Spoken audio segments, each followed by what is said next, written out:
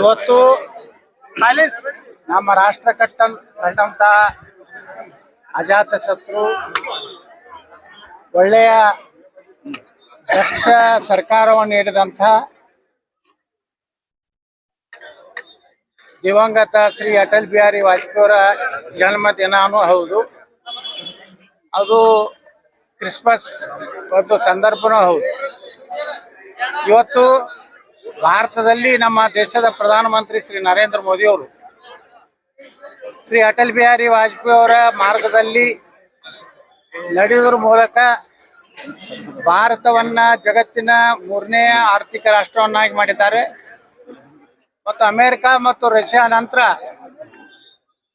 ಜಗತ್ತಿನಲ್ಲಿ ಒಂದು ಶಕ್ತಿಯುತ ರಾಷ್ಟ್ರ ನಿರ್ಮಾಣ ಆಗಲಿಕ್ಕೆ ಅಟಲ್ ಬಿಹಾರಿ ವಾಜಪೇಯಿ ಅವರ ಒಂದು ಮಾರ್ಗದರ್ಶನ, ಅವರ ಆದರ್ಶ ಇವತ್ತು ನರೇಂದ್ರ ಮೋದಿ ಅವ್ರಿಗೆ ಇರೋದ್ರಿಂದ ಭಾರತ ಜಗತ್ತಿನ 3ನೇ ಶಕ್ತಿಯಾಗಿ ಹೊರಮೂಡಲಿಕ್ಕೆ ಸಾಧ್ಯ ಆಗಿದೆ.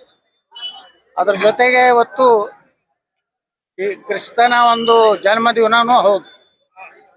ಇವತ್ತು ಯಾಕೆ ನಾವು ಕ್ರಿಶ್ಚಿಯನ್ರು ಸಹ ಇವತ್ತು ಭಾರತೀಯ ಜನತಾ ಪಾರ್ಟಿ ಕಡೆ ಇವತ್ತು ಬರ್ತಾ ಇದ್ದಾರೆ.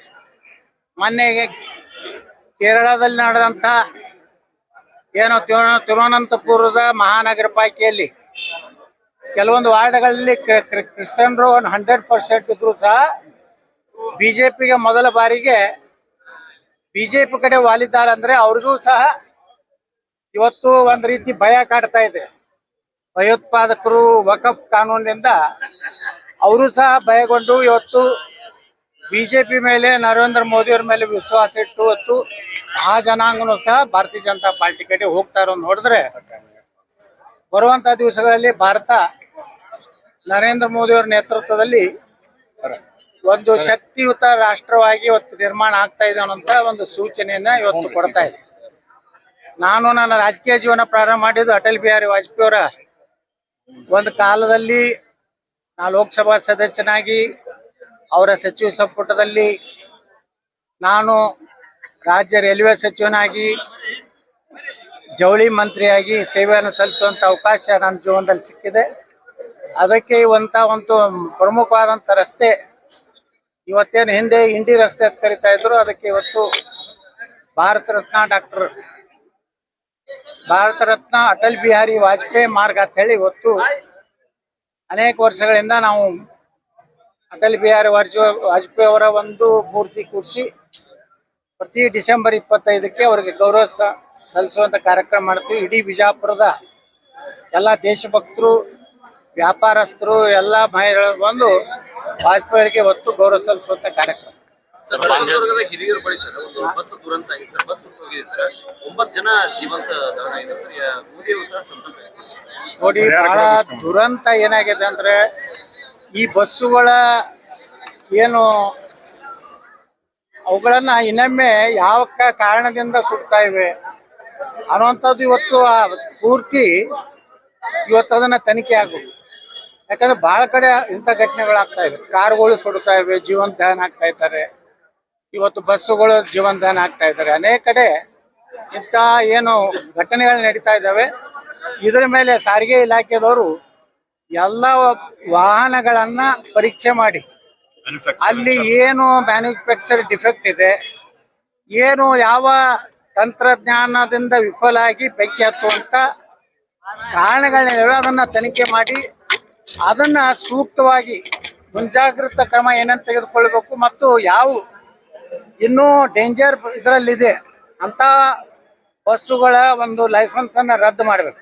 ಇಲ್ಲಾಂದ್ರೆ ಅಮಾಯಕ ಜನ ಇವತ್ತು ಜೀವಂತ ದಹನ ಆಗುವುದು ಬಹಳ ಅತ್ಯಂತ ನೋವಿನ ಸಂಗತಿ. ನಾ ಕೇಂದ್ರ ಸರ್ಕಾರಕ್ಕೂ ನಿತಿನ್ ಗಡ್ಕರಿ ಅವ್ರಿಗೂ ಒತ್ತಾಯ ಮಾಡ್ತೀನಿ, ಯಾವ ಇದರ ಫಾಲ್ಟ್ದಿಂದ ಆಗ್ತಾ ಇದೆ ಅನ್ನೋಂಥದ್ದು ಒಂದು ಏನು ತಂತ್ರಜ್ಞಾನರು ಅದಾರ ಅವರೊಂದು ಕಮಿಟಿ ಮಾಡಿದ್ದನ್ನ ಎಲ್ಲ ಕಡೆ ಇಡೀ ಆಟೋಮೊಬೈಲ್ ಇದರಲ್ಲಿ ಯಾವ ಕಾರಣದಿಂದ ಆಗ್ತಾ ಇದೆ ಅನ್ನೋಂಥದ್ದು ತನಿಖೆ ಆಗದೇ ಇದ್ರೆ ಇಂಥ ಅಮಾಯಕ ಜನ ಪಾಪ ಜೀವಂತ ದಹನ ಆಗೋದೊಂದು ಬಹಳ ಕೆಟ್ಟ ಒಂದು ಪರಿಸ್ಥಿತಿ. ಅದಕ್ಕೆ ನಾನು ಸಾಂತ್ವನೂ ಹೇಳ್ತೀನಿ, ಆ ಕುಟುಂಬಗಳಿಗೆ ಧೈರ್ಯ ಕೊಡುವಂಥ ಶಕ್ತಿ ಕೊಡಲಿ. ಆದರೆ ಮುಂದಿನ ದಿವಸಗಳಲ್ಲಿ ಇದು ಪೂರ್ತಿ ನಿಲ್ಬೇಕನ್ನುವಂತ ಒತ್ತಾಯವನ್ನ ಕೇಂದ್ರ ಸರ್ಕಾರ ಮತ್ತು ರಾಜ್ಯ ಸರ್ಕಾರ ಮಾಡುತ್ತೆ. ಬಾಂಗ್ಲಾದಲ್ಲಿ ಹಿಂದೂಗಳಿಗೆ ಸುರಕ್ಷಿತ ಅಲ್ಲ, ಮತ್ತಷ್ಟು ದೌರ್ಜನ್ಯ ಆಗ್ತದೆ. ಬಾಂಗ್ಲಾದೇಶದಲ್ಲಿ ನೋಡಿ, ಬಾಂಗ್ಲಾದಲ್ಲಿ ಅತ್ಯಂತ ಹೃದಯ ವಿದ್ರಾವಕವಾದಂತ ಒಬ್ಬ ಮುಗ್ಧ ಹಿಂದುವನ ಒಂದು ಸಜೀವ ದಾನ ಆಗಿದೆ ದೀಪು ಅನ್ನುವಂತ ಒಬ್ಬ ವ್ಯಕ್ತಿ. ಇದು ನೋಡಿಬಿಟ್ರೆ ಈ ದೇಶದಲ್ಲಿರುವಂತಹ ಅಕ್ರಮ ವಲಸಿಗಾರರು ಏನಿದ್ದಾರೆ, ಬಾಂಗ್ಲಾದೇಶದಿಂದ ಬಂದಂತ ವಲಸಿಗಾರರು ಇರ್ಬೋದು, ರೋಹಿಂಗ್ಯಾಗಳು, ಇವರೆಲ್ಲರೂ ಒಂದಿಲ್ಲ ಒಂದ್ ದಿವಸ ನಮ್ಮ ದೇಶಕ್ಕೆ ಅಪಾಯಕಾರಿ. ಆದಷ್ಟು ಬೇಗನೆ ರಾಜ್ಯ ಸರ್ಕಾರ ಕೇವಲ ಮತದ ಸಲುವಾಗಿ, ಈ ಮತದ ಸಲುವಾಗಿ ಕಾಂಗ್ರೆಸ್ಸು ಮತ್ತು ಮುಸ್ಲಿಂ ಪರ ಇರುವಂತಹ ಓಟ್ಗಳ ಸಲುವಾಗಿ ದೇಶದಲ್ಲಿ ನುಸುಳುಕೋರನ್ನು ಬಿಟ್ಟಿದ್ದರ ಪರಿಣಾಮವಾಗಿ ಇವತ್ತು ಅವರು ಒಳಗೆ ಸೇರಿದ್ದಾರೆ. ಅವ್ರಿಗೊಂದು ಅಂತಿಮ ಗಡುವು ಕೊಡಬೇಕು. ಇಷ್ಟು ದಿವಸ ಭಾರತದಿಂದ ಹೊರಗೆ ಹೋಗದಿದ್ರೆ ಅವ್ರನ್ನ ಗುಂಡಿಕ್ಕಿ ಕೊಲ್ಲಬೇಕು, ಇಲ್ಲಾಂದ್ರೆ ನಮ್ಮ ದೇಶ ಉಳಿದಿಲ್ಲ. ನಾವು ಈಗ ಶಾಂತಿ ಮಂತ್ರ ನಡೆದಿಲ್ಲ, ಅವನ್ನ ಗುಂಡಿಕ್ಕಿ ಕೊಲ್ಲಕ್ಕೆ ಪ್ರಾರಂಭ ಮಾಡಿದ್ರೆ ಗುರ್ತಾಗ್ತದೆ ಜಗತ್ತಿಗೆ. ನಾವು ಸಹ ನಮಗೆ ಏನಾದರೂ ಸುಟ್ರೆ ನಾವು ನಿಮ್ಮನ್ನು ಸುಡ್ತೀವಿ ಅನ್ನೋಂಥ ಸಂದೇಶ ಹೋಗಲೇಬೇಕು. ಇಲ್ಲಾಂದ್ರೆ ಇವತ್ತೇನು ಬಾಂಗ್ಲಾದೇಶದಲ್ಲಿರುವಂಥ ಹಿಂದೂಗಳು ಬಹಳ ಅತಂತ್ರ ಸ್ಥಿತಿಯಲ್ಲಿದ್ದಾರೆ, ಬಹಳ ಭಯದ ವಾತಾವರಣದಲ್ಲಿದ್ದಾರೆ. ಅದಕ್ಕೆ ಇಲ್ಲಿಂದ ಬಾಂಗ್ಲಾದೇಶಿಯರನ್ನ ರೋಹಿಂಗ್ಯಾಗಳನ್ನ ಒದ್ದು ಹೊರಗೆ ಹಾಕ್ಬೇಕು, ಅವ್ರಿಗೆ ಬೆಂಬಲ ಕೊಡುವಂಥವ್ರನ್ನ ಒದ್ದು ಹೊರಗೆ ಹಾಕ್ಬೇಕು. ಅವ್ರ ಜೊತೆ ಅವರು ಹೋಗ್ಲಿ ಕಳ್ಸೋಳಿ ಮಕ್ಕಳು. ಅಲ್ಲಿರುವಂಥ ಹಿಂದೂಗಳನ್ನ ಭಾರತಕ್ಕೆ ತಗೊಂಡು ಬರ್ಬೇಕು, ಅವ್ರಿಗೆ ಮತದಾನ ಹಾಕೊಡ್ಬೇಕು, ಅವ್ರಿಗೆ ಎಲ್ಲಾ ರೀತಿಯ ಸೌಲಭ್ಯ ಕೊಟ್ಟು ಹಿಂದೂಗಳ ರಕ್ಷಣೆ ಮಾಡೋದು ಕೇಂದ್ರ ಸರ್ಕಾರ ಈಗಾಗಲೇ ಮಾಡ್ತಾ ಇದೆ. SIR ಏನು ತಗೊಂಡು ಬಂದಾರೆ, ಅದ್ರ ಮೂಲಕ ತಮಿಳುನಾಡಿನಲ್ಲಿ ಸುಮಾರು 1 ಕೋಟಿ ಸಮೀಪ ಬಾಂಗ್ಲಾದೇಶಿಯರು ಏನು ನಕಲಿ ಮತದಾರರು ಸಿಕ್ಕಿದ್ದಾರೆ. ಪಶ್ಚಿಮ ಬಂಗಾಳದಲ್ಲಿ ಸುಮಾರು 50 ಲಕ್ಷ ಸಿಕ್ಕಿದ್ದಾರೆ. ಬಿಹಾರದ ಚುನಾವಣೆಯಲ್ಲಿ ಸಹ SIR ಆಗಿದ್ದರಿಂದ ನಾವು ಒತ್ತಾಯ ಮಾಡ್ತೀನಿ ಕೇಂದ್ರ ಸರ್ಕಾರಕ್ಕೆ, ಕರ್ನಾಟಕದಲ್ಲಿಯೂ ಇವತ್ತು SIR ಬರಬೇಕು. ವಿಜಯಪುರ ನಗರ ವಿಧಾನಸಭೆಯಲ್ಲಿ ಸುಮಾರು 20,000 ನಕಲಿ ಮತದಾರ ಇದ್ದಾರೆ.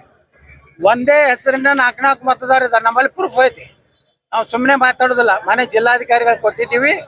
ಸುಮಾರು 19,500 ನಕಲಿ ಮತದಾರರು ವಿಜಯಪುರ ನಗರದ ಒಂದರಲ್ಲೇ ಇದ್ದಾರೆ. ಹೆಂಗಂದ್ರೆ ಉದಾಹರಣೆ ಅಂದ್ರೆ, ಒಬ್ಬೇ ವ್ಯಕ್ತಿ ಅವನ ಹೆಸರು ಸಲೀಮ್, ಒಂದ್ ಕಡೆ SALM ಅದಾನ, ಒಂದ್ ಕಡೆ SALEEM ಅದಾನ, ಒಂದ್ ಕಡೆ SALEM ಅದಾನ. ಅಂದ್ರೆ ಒಬ್ಬನೇ 3-4 ಕಡೆ ಮತದಾರ ಇರುವಂತ ನಮಗೂ ಸಿಕ್ಕಿದೆ. ನಾವು ಜಿಲ್ಲಾಧಿಕಾರಿಗಳಿಗೆ ಪೂರ್ತಿ ಅವ್ರ ಹೆಸರು, ಅವ್ರ ಫೋಟೋ, ಆ 4-3 ಮತದಾರ ಏನು ಇದು ಐತಲ್ಲ ಅದರಲ್ಲಿ ಫೋಟೋ ಒಂದೇ ಇದೆ, ಅದು ತಳಗೆ ಹೆಸರು ಅಟ್ಟಿದೆ. ಇಂಥ ನಕಲಿ ಮತದಾನ ಮಾಡಿ ಕಾಂಗ್ರೆಸ್ ಕರ್ನಾಟಕದಲ್ಲಿ 136 ಸೀಟ್ ಗೆಲ್ಲಕ್ಕಾಗಿದೆ. ಅದಕ್ಕೆ ನಾನು ಕೇಂದ್ರ ಸರ್ಕಾರ ಒತ್ತಾಯ ಮಾಡ್ತೀನಿ. ಈಗಾಗಲೇ ಸುಪ್ರೀಂ ಕೋರ್ಟ್ ಹೇಳಿದೆ, ಇನ್ನು